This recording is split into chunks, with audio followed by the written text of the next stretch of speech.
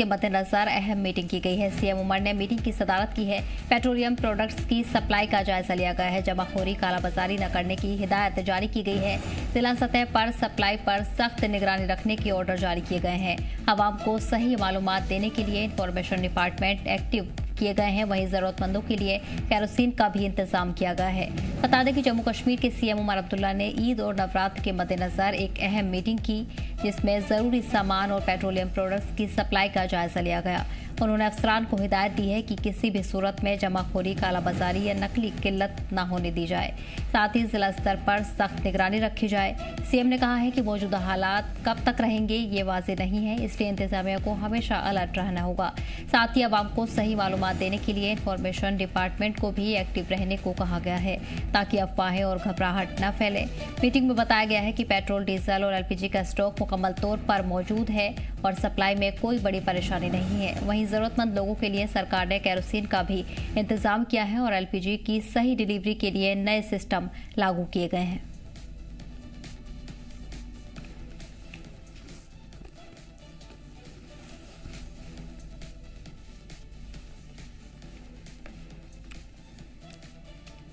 इसी के साथ जानकारी के लिए हमारे नुमाइंदे ख्वाहिश जुड़ गए हैं। ख्वाहिश, ईद और नवरात्र के मद्देनजर अहम मीटिंग की गई है। मीटिंग के हवाले से क्या कुछ डिटेल सामने आई है, क्या अहम फैसले लिए गए हैं? जी बिल्कुल, आपको मैं बता दूं कि जिस तरह से बड़े त्योहार आने नवरात्रे हैं और ऐसे में जम्मू कश्मीर में किसी तरह की कोई दिक्कत ना हो, लोगों में किसी तरह की असमंजस ना फैले, कंफ्यूजन ना हो, इसको लेकर अहम मीटिंग जो है मुख्यमंत्री उमर अब्दुल्ला ने है। सबसे बड़ी बात है कि स्टॉक का जायजा है वो लिया गया है। सरकार ने ये भी कहा कि स्टॉक पूरा है, एलपीजी का हो या डीजल पेट्रोल का हो। साथ ही साथ जमाखोरी किसी भी तरीके से नहीं होनी चाहिए, आर्टिफिशियल जमाखोरी नहीं होनी चाहिए। जिस तरह से कई दफा देखा जाता है कि त्योहारों के समय जो स्टॉकिस्ट हैं या जमाखोर वो सामान स्टॉक कर लेते हैं और उसके बाद उसको जो है महंगे रेट में बेचते हैं, जिससे आप लोगों को काफी नुकसान होता है। ऐसे में तमाम जिला अधिकारियों को कहा गया है कि इस चीज पर पूरा फोकस किया जाए कि किसी कोई जमाखोरी ना हो और अगर कोई ऐसा करता पाया जाता है तो उस पर कड़ी से कड़ी कार्रवाई हो। साथ ही साथ जमीनी स्तर पर जाकर चीजें देखी जाए, किसी भी तरह से कोई मिलावटी सामान को बदौलत नहीं दिख रहा है, लोगों का स्वास्थ्य जो है वो ठीक है, क्योंकि त्योहारों के समय कई सारी मिलावटी चीजें खासतौर पर खाद्य से जुड़ी हुई वो जो है वो बाजारों को उपलब्ध रहती है और बिकती है डरा से। तो ऐसे में उस पर भी बहुत ज्यादा जांच रखने के लिए कहा गया है। साथ ही साथ अगर बात करें तो किसी भी तरह से अगर बात करें नवरात्रों की हो या फिर ईद की हो, उसको देखते हुए जितनी जनता है उन तक जो है तमाम चीजें जो है वो आराम से पहुंचे, आसानी से पहुंचे, हर चीजें उपलब्ध रहेंगे और कहीं से कोई अगर मिस इन्फॉर्मेशन फैलती है या कोई अफवाह फैलती है तो उसको तुरंत दुरुस्त करने का काम जो है इन्फॉर्मेशन डिपार्टमेंट करे। वो भी इस पर पूरा चेक रखे कि कहीं से कोई इस तरह का कोई कंटेंट मिलता है जहाँ पर मिस इन्फॉर्मेशन फैलाने की कोशिश की जाती है, तो ऐसे में उन तमाम चीजों को जो है तुरंत खारिज करें और क्लैरिफिकेशन जारी करें और जो भी मिस इन्फॉर्मेशन फैलाता है उसको भी नजर रखी जाए। साथ साथ ये तमाम चीजें हैं ताकि त्योहारों को किसी भी तरह का डैमेज ना हो, क्योंकि इजराइल युद्ध जो है ये लंबा भी खेल सकता है। ऑलरेडी 2 हफ्ते से ज्यादा ये अभी जो है वो तीसरे हफ्ते में जो एंटर कर गया हुआ है। तो इसको देखते हुए आगे के समय में तो किसी तरह की अभी तक तो नजर नहीं आ रही है, तो सरकार ये देख रही है इन फ्यूचर अगर और कहीं कोई और जंग के सूरत हाल बदलते हैं तो उसमें जम्मू कश्मीर में कोई मुश्किल ना हो। सरकार के पास पूरा पर्याप्त इंतजाम होने चाहिए ताकि यहाँ के बाद किसी भी तरह से सफर ना। जी इसी के साथ साथ प्राइस हाइक को लेकर अवाम परेशान है। ऐसे में ईद की खरीदारी भी शुरू हो गई है। क्या कुछ हिदायतें इस हवाले से मार्केटों के लिए जारी की गई हैं, खासतौर पर दुकानदारों के लिए? जी बिल्कुल, ये साफ तौर पर देखा जाता है कि त्योहारों के समय जो है वो सामान्य चीज भी जो है कीमत बढ़ जाती है, क्योंकि डिमांड ज्यादा होती है। कई दफा सप्लाई पर्याप्त होती है तो रेट नहीं बढ़ता है, कई दफा सप्लाई नहीं हो जाती तो उसका रेट बढ़ जाते हैं। ऐसे में जमाखोर जो है इस पूरी चीज का बड़ा फायदा उठाने की कोशिश करते हैं, खासतौर पर स्टॉकिस्ट हैं तो बड़े होलसेलर हैं जो स्टॉक दबा लेते हैं और एक आध दिन के बाद फिर वो रिलीज करते हैं जब रेट चढ़ जाता है। तो ऐसे में उन पर भी नजर रखने के लिए कहा गया है, चाहे वो गोडाउन हो उस पर छापेमारी करनी हो, स्टॉक चेक करनी हो, स्टॉक के डिटेल जो अपने पास रखनी हो, ताकि पता रहे कि किस चीज की कितनी रिक्वायरमेंट है और कितनी वो आ रही है। अगर कोई शॉर्ट सामान है तो वो पीछे से भी चेक किया जाए कि वो पीछे से क्या शॉर्ट है या फिर यहाँ पर इसको जानबूझकर शॉर्ट किया जा रहा है, इस पर भी नजर रखी जाए।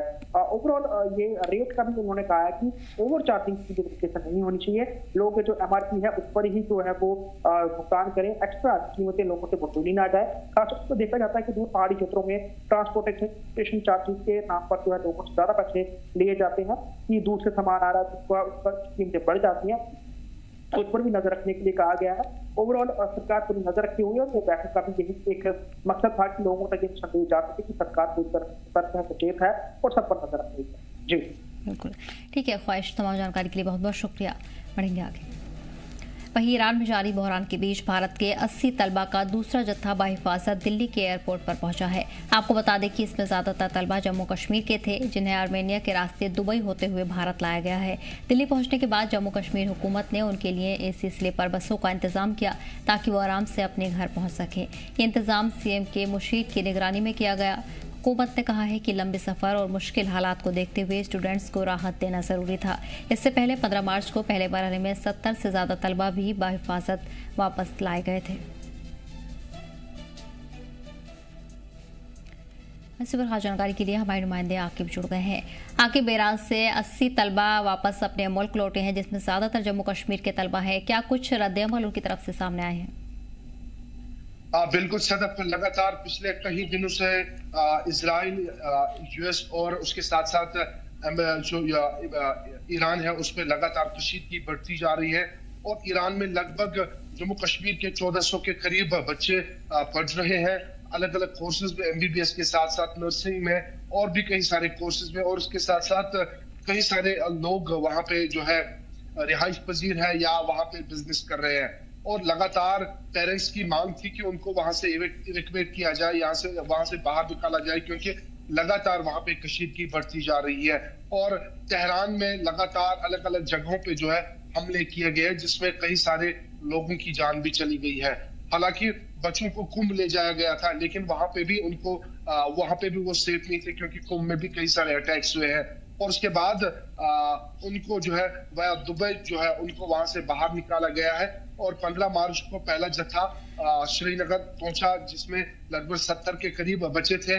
और आज रात को ही दूसरा जत्था जो है वो दिल्ली इंटरनेशनल एयरपोर्ट पहुंचे और वहां पे जम्मू कश्मीर गवर्नमेंट, जिसकी सुपरविजन जो है जम्मू कश्मीर के वजीर आला उमर अब्दुल्ला खुद कर रहे हैं, उन्होंने एसी स्लीपर्स उनको दिए दिल्ली से श्रीनगर। और आज सुबह मॉर्निंग आवर्स में ही वो श्रीनगर वादी के कई एक इलाकों के वो तालिब इल्म है, रहने वाले हैं, वो अपने अपने घरों में पहुंचे हैं।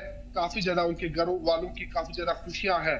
लेकिन दूसरी तरफ से जो है अभी भी श्रीनगर में कई सारे पेरेंट्स अभी भी प्रोटेस्ट कर रहे हैं और मांग कर रहे हैं कि बाकी जो तलबा वहां पे है, बाकी जो स्टूडेंट्स वहां पे, उनको जल्द से जल्द वहां से बाहर निकाला जाए, क्योंकि ईरान की सूरत हाल लगातार अब बिगड़ती जा रही है।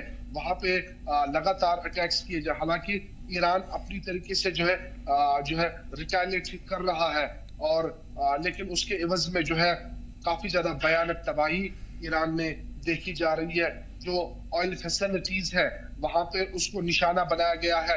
कुछ दिन पहले वहां पे बारिश के बदले तेल आसमान से गिर रहा था, क्योंकि एसिडिक रेन काफी ज्यादा हुआ, जो माहौल है वो काफी ज्यादा आलूदा हुआ और जिसके चलते एसिडिक रेन वहां पे हुई है, जो सेहत के लिए काफी ज्यादा खतरा हो सकता है।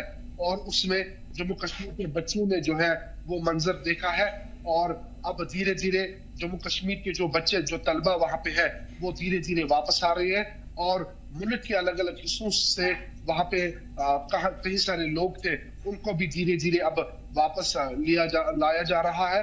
और उनको जो है पहले कुंभ लाया गया, कुंभ के बाद वह दुबई इंटरनेशनल एयरपोर्ट पहुंचाया गया और वहां इंटरनेशनल एयरपोर्ट से जो है उनको दिल्ली इंटरनेशनल एयरपोर्ट पहुंचाया गया, जहां से वो बाय रोड श्रीनगर के अलग अलग हिस्सों के वो रहने वाले हैं कश्मीर के, तो वहां पे वो अपने अपने घर पहुंचे। ये 150 बच्चे जो अभी तक घर पहुंचे हैं, उनके घर वाले काफी ज्यादा खुश है और बाकी जो वालिदैन है वो भी गुजारिश कर रहे हैं कि हमारे बच्चों को भी वापस लाया जाए, ताकि ईद का जो बड़ा त्योहार है वो अपने परिवार के साथ करें और वो बच्चे जो संकट में है, जिनको काफी ज्यादा दुश्वारियां वहां पे पैदा हो रही है, वो उससे जो है नजात पाए और उनको भी घर वापस दिया जाए। जी सर, बिल्कुल। आखिर हालांकि सरकार की तरफ से कोशिश लगातार जारी है और अभी भी कई जत्थे अपने मुल्क वापस लौट चुके हैं। ऐसे में अभी और कितने भारतीय छात्र हैं जो ईरान में मौजूद हैं, जिन्हें वापस लाने की कवायद लगातार जारी है? बिल्कुल सदब, जिस तरीके से MHA की तरफ से पहले ही जो है ऑर्डर्स निकाले गए हैं या जो बाकी जो एम्बेसीज है, जो तेहरान में एम्बेसी है, बाज़ाब्ता तौर वो अपने बच्चों के साथ कम्युनिकेट थे, जो भी भारतीय नागरिक वहां पे है उनके साथ वो उनकी कम्युनिकेशन बराबर थी। और जो भी एडवाइजरी सामने आती थी, जो कि एक्सटर्नल अफेयर्स मिनिस्ट्री की तरफ से जो भी एडवाइजरी आती थी, उन पे उनको कहा गया था कि आप जो है इस पे पालन करें ताकि हर एक की जान सुरक्षित रहे। और उनको कहा गया था कि अननेसेसरी वो ट्रैवल ना करे, मूवमेंट ना करे, क्योंकि जिस तरीके से एक तो मरने का खतरा, एक तो अटैक का खतरा, दूसरा जो एसिडिक रेन जिसका जो खतरा था कुछ दिन पहले वो भी मंडरा रहा था। लेकिन अब जिस तरीके से इन बच्चों के साथ कांटेक्ट है, अब धीरे धीरे जत्थों को जो है दुबई ले जाया जा रहा है और वहां से उनको इवैक्यूएट किया जा रहा है। तो जम्मू कश्मीर के 1400 के करीब और बाकी मुल्क के कई सारे नागरिक अभी वहां पे है। लेकिन खुशी की बात यह है कि कोई जानी नुकसान भारतीय नागरिकों को वहां पे नहीं हुआ है। हालांकि संकट तो उनको उठानी पड़ी, क्योंकि जंग के माहौल में उन्होंने जो है कुछ दिन 20-25 दिन बिताए हैं। संकट तो हुई होगी, लेकिन अच्छी बात यह है, अच्छी खबर यह है कि कोई जानी नुकसान भारतीय नागरिकों को नहीं हुआ है। तो धीरे धीरे अब जो जत्थे हैं वो मुल्क वापसी कर रहे हैं। जी सर। ठीक है, आपके तमाम जानकारी के लिए बहुत बहुत शुक्रिया। बढ़ेंगे आगे। वहीं जम्मू कश्मीर के पुंछ जिले में भारतीय फौज की सरला बटालियन ने रमजान के मौके पर इफ्तार पार्टी का एहतमाम किया, जिसमें मकामी लोग, शख्सियात और साबिक फौजी शामिल हुए। इस दौरान सैकड़ों रोजेदारों ने सेना के जवानों के साथ बैठकर रोजा खोला और नमाज अदा की। खास बात ये रही कि मुस्लिम, हिंदू और सिख सभी समुदाय के लोग एक साथ शामिल हुए, जिससे आपसी मोहब्बत और एकता का पैगाम मिला। मकामी लोगों ने सेना का शुक्रिया अदा करते हुए कहा कि हर साल इस तरह के प्रोग्राम से आपसी ताल्लुकात मजबूत होते हैं और इलाके में इत्तेहाद, भरोसा बढ़ता है।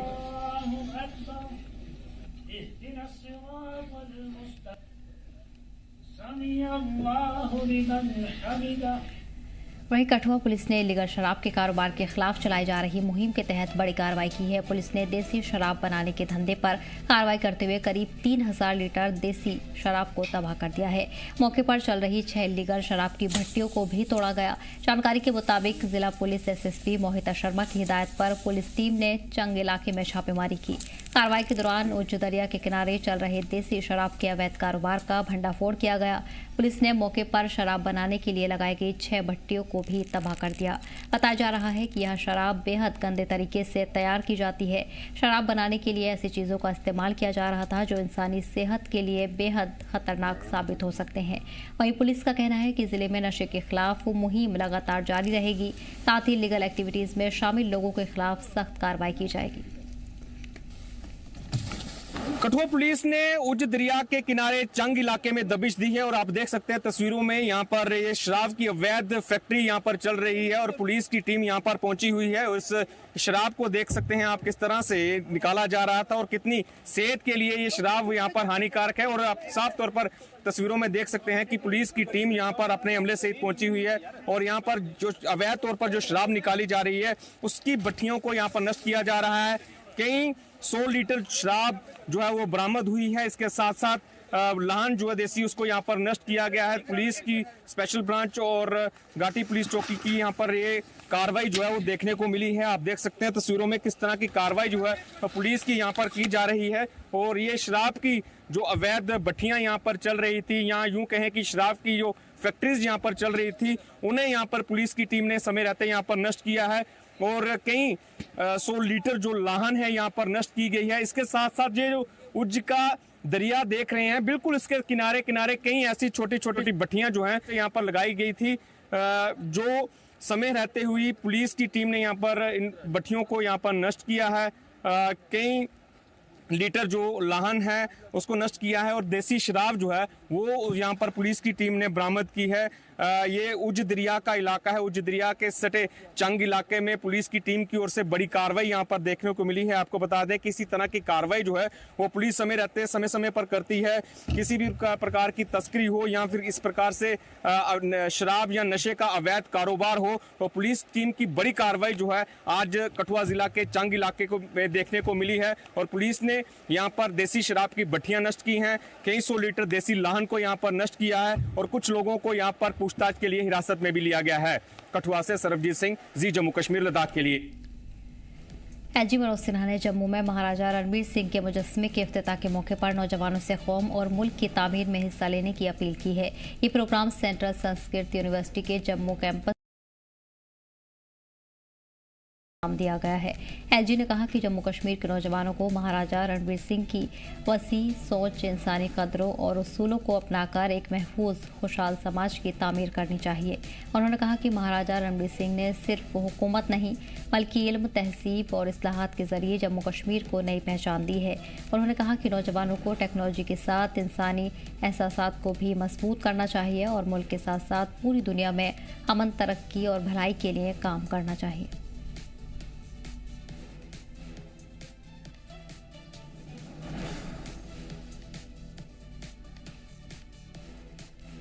पेश आपको बता दें कि जम्मू में महाराजा रणबीर सिंह के मुजस्समे का इफ्तिताह किया गया है। एजी मनोज सिन्हा भी इस मौके पर मौजूद रहे। एजी मनोज सिन्हा ने इफ्तिताह किया, साथ ही उनकी तालीमात पर अमल करने की लोगों को हिदायत दी गई है।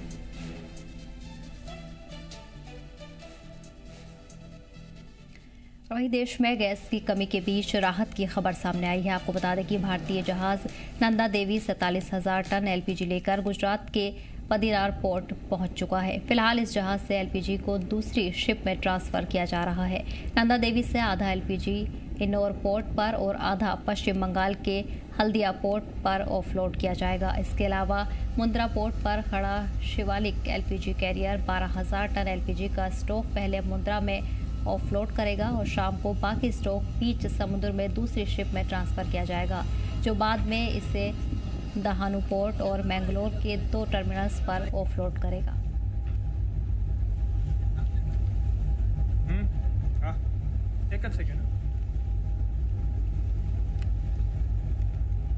पेश आपको बता दें कि भारतीय जहाज नंदा देवी पहुंचा है। पाडीनार पोर्ट पर 47,000 टन एलपीजी लेकर जहाज पहुंचा है। एलपीजी दूसरे शिप में शिफ्ट किया जा रहा है।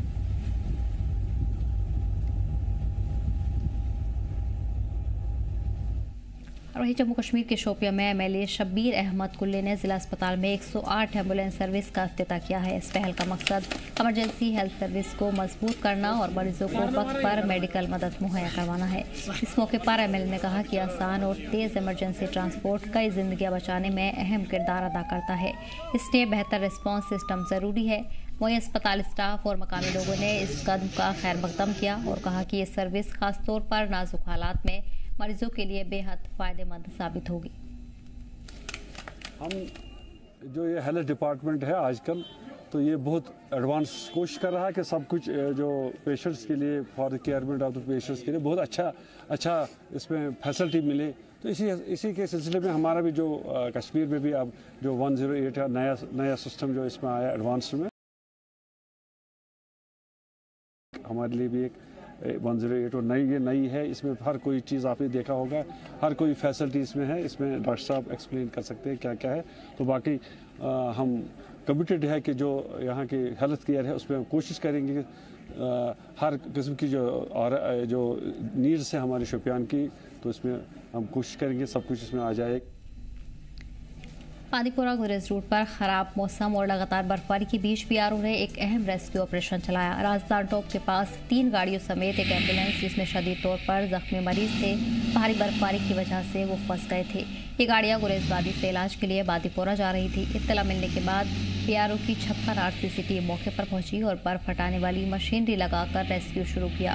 टीम ने मरीजों उनके साथ आए लोगों को महफूज मकाम पर पहुंचाया। वहीं गुरेज इंतजामिया ने बीआरओ की टीम की मेहनत की तारीफ की। जम्मू कश्मीर के गांदरबल में रमज़ान के मुबारक महीने में जामा मस्जिद वाइल में एक रूहानी महफिल का इनेकाद किया गया, जहां मुफ्ती उमर कासिम की दस्तारबंदी की गई। यह एहतमाम उन्हें मुकम्मल कुरान की तिलावत पूरी करने पर दी गई है। दस्तारबंदी की रस्म हज़रत मुफ्ती एजाजुल हक ने अंजाम दी, जिसमें बड़ी तादाद में अकीदतमंद और मस्जिद कमेटी के अफराद मौजूद रहे। बता दें कि ये मौका फ़ख्र, खुशी और दीन से लगाव का इजहार था, जहाँ मुफ्ती उमर कासिम के लिए दुआएं की गई और अल्लाह उन्हें इल्म, हिकमत और उम्मत की खिदमत की तौफीक अता फरमाए। वहीं दस्तारबंदी एक अहम इस्लामी रिवायत है जिसमें दीन और खिदमत और कुरान से गहरे ताल्लुक पर इज्जत और जिम्मेदारी का इजहार किया जाता है।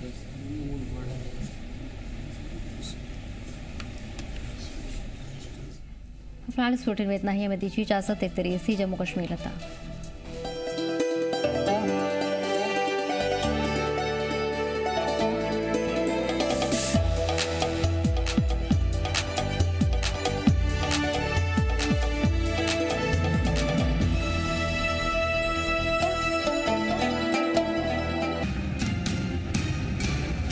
जम्मू की धड़कन, कश्मीर की पहचान, लद्दाख की